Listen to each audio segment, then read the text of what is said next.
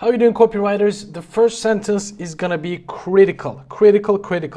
So you're gonna be asking me, Jim, we covered the headline and we covered the sub-headline, which takes almost similar role, but it has to, second headline is not a must. That's why I'm not covering it, which is not that important. On a Facebook ad, usually we don't use sub-headlines, but you can use a sub-headline on your landing page. And as I said, 16 words is the limit for a sub-headline. And of course, if you want to use a sub-headline, the goal should be making them want to read the first sentence. All right, let's cover the first sentence, and this is really important. After headline, this is going to determine if people read your text or read your ad or landing page or not.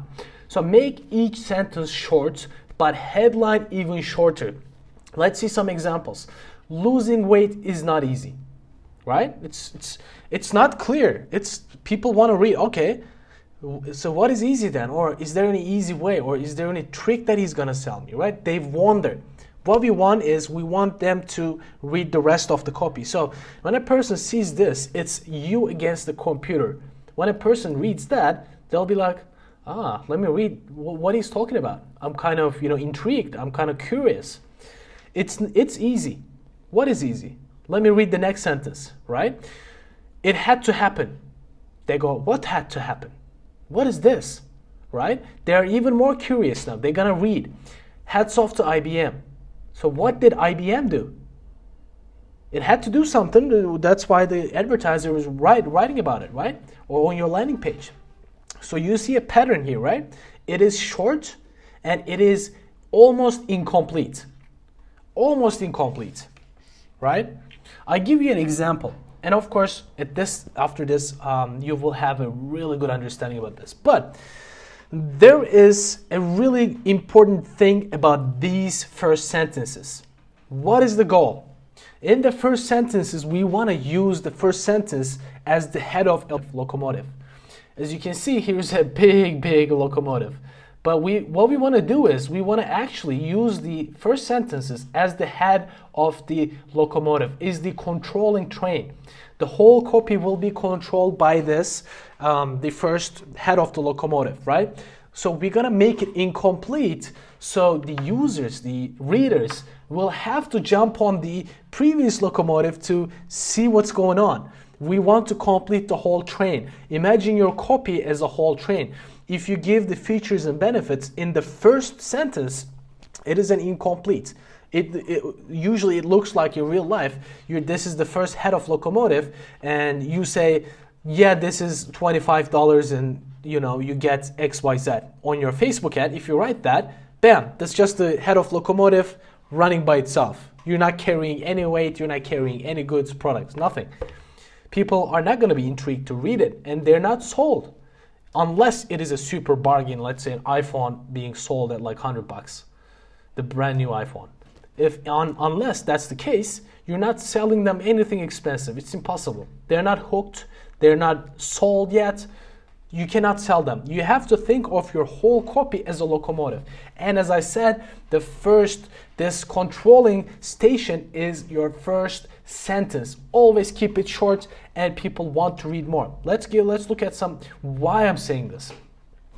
As I said, almost incomplete. Let's look at the sentences. There is no a complete sentence here. You cannot understand anything by looking at the first sentence. Losing weight is not easy. You might think, okay, this should be something about, like a diet pill. It can be something about diet program. It can be something about, a diet book. It can be something about, I don't know, like a trainer program or a fitness trainer. He's selling his service, a gym ad. It can be anything about fitness. It's you against the computer. It's even broader. Don't worry about, if I don't tell them what's it about, they will be scared off. Or if you think about, I've seen this a lot. Even recently, it's even more popular. They think, Jim, like with the attention spans are so low with TikTok and Instagram Reels and YouTube Shorts, they're not gonna have time to read it. They're just gonna skip off. If I don't get their attention in the first, sentence or tell them what I'm selling, they're gonna be scared off. Guys, this is not the place or the time for your offer or for your whatever you're selling. It's not the time or a place. The first sentence has a purpose, and in the first sentence, you don't want to give that away. Never, ever. As you can see, all these examples are short and incomplete. Why? Because we want to get them to read the second sentence. And even in the third sentence, we don't want to sell them anything. In the third sentence, we're still building up. So the bigger the takeoff area, the bigger the plane we can take off, right? We can fly. So imagine like this. If you're selling, as I said, a really no-brainer product in a really no-brainer price, you can get away with a bad copy. You can get away with not using this structure. But if you want to sell something which is similar to your competitors and they can go to Amazon and buy a similar product at a cheaper price, you're missing out. You won't be able to sell. They will go to Amazon. So you have to hook your reader. And what we have here, never, as I said, never give the features or benefits in the first sentence. So the first goal of the first sentence is to get them to read the second sentence. And the second sentence's goal is to get them to read the third sentence, right? When I first started learning copywriting, this was a hard thing for me. I struggled a lot about this, right? I was like, oh, I'm gonna miss it. And back when I started doing copywriting, TikTok wasn't even around. So I was thinking, I was still thinking that attention spans are super low and people are gonna be scared off. They're not gonna look at it. But no, if they don't look at your headline, if they look at your headline and don't read your first sentence, your headline is the issue. Not your first sentence not showing the ad or anything. Like, no, your first sentence doesn't have to offer a product or service right away. If they don't read your first sentence, don't blame the first sentence. The blame is on your headline or the image. So if they read your first sentence and they don't read the rest, that's not your customer. You're not going to sell to 100% of the people you're reading it. It's impossible, guys. It's impossible. We want to convert the people who are our target customers. And we see this time and time again. Even our target customers gonna have tons of objections to your offer, and they're probably gonna less likely to get your offer in product or service, whatever, right? Because they have tons of objections. They might see more details from your competitors, and they might not be able to buy from you, right? That's the goal. What we want to do, provide as much information as possible with a good tracking system. So we have the train, it is tracking from one station to the other, one station to the other. When they come at the end, they'll be like, shit, I'm ready to buy. I'm ready. We want that to happen, right? All right. Get them in a yes train. So this is a really great example from a car sales dialogue which Joseph Sugarman talked about in his book. This is a really great example, and this yes train, a really successful car salesman used this yes train to make the readers actually say yes when they're reading a copy. So let's say a guy called John walks into a car dealership and he says, he looks around and the car salesman walks in. Hey, John, I see you have a nice BMW. And he says yes. He got the first yes. What happens then? If you have this beautiful brand new, but I think you can use a new one, he will say, oh yes, because he's in a car dealership with his BMW, right? You know what, John? I think you look like a person who takes care of himself and always pays super attention to detail. He's gonna say yes. You know what, John? Our newest BMW model actually includes this, and it's super attention to detail. The engineers really paid attention to the interiors, the exteriors, or whatever it is, and then he'll be like, oh yes. So you already got the yes. So he wants to be coherent with his previous sentences, previous yeses. So he said, yes, you pay attention to detail, you pay attention to yourself, you have a BMW, and you will look for a new BMW, and he's going with the yeses. Yes.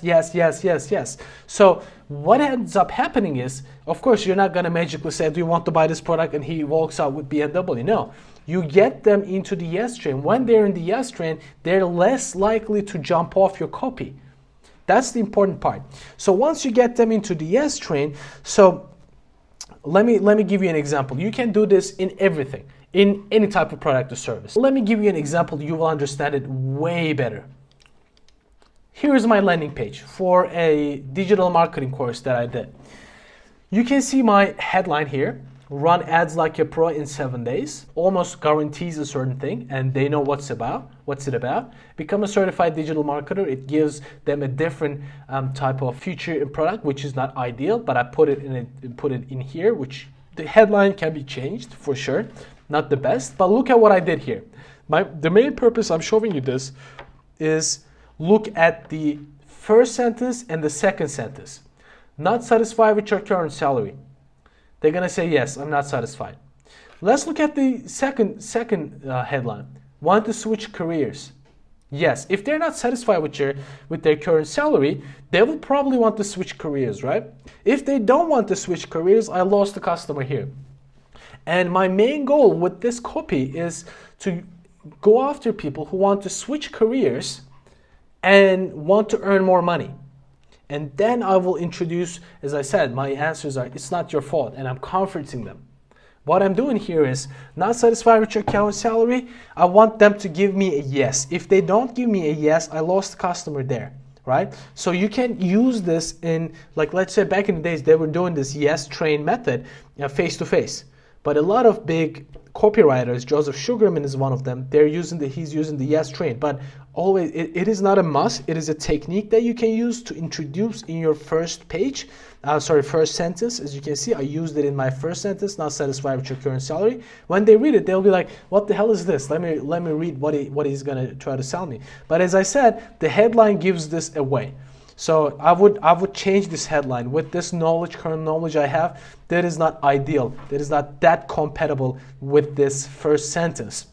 But keep that in mind, this is a landing page. The landing page is kind of different than an advertisement. Advertisement can be, if I'm running an advertisement, this headline could be a little bit more vague, so a little bit more interesting.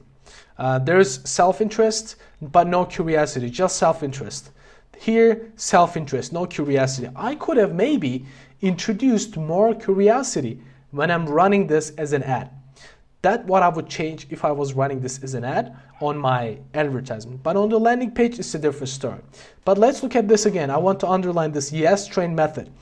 You can see, not satisfied with your current salary, they're going to say yes. Not want to switch careers, they're going to say yes. But don't ask vague questions. So if they say no, they will think, this offer is not for me. So there are some quick tips. Provide questions where the answer is always yes. So if the answer is, I don't know. If the answer is, I don't know, they're going to jump off your copy. So the point of no, the point when they say no, they stop reading and they're not your customers anyway. So don't be discouraged. You're going to be thinking probably, some of my students said that to me, one-on-one students, Jim, I want to use the yes train, but I'm kind of, not confident I'm going to lose prospects. But at this point, they're not your prospects, right? If your answer qualifies the prospect, question qualifies the prospect, and the answer is no, you didn't lose anything. Let's say you're selling an iPhone for $1,000, right? And your question is, do you have $1,000 and want an iPhone or something? This is just not a good example, but if they say no to it, they can't buy your iPhone anyways. You're not losing anything. You're just eliminating people who don't have money, right? This is a really bad example. Of course, don't use a headline like this, but you get the point. And yes, we want to hook them up front. The main point of these questions and the yes train is we want to hook them up front. Why? Why we're not giving them the fruits and bread and butter right away?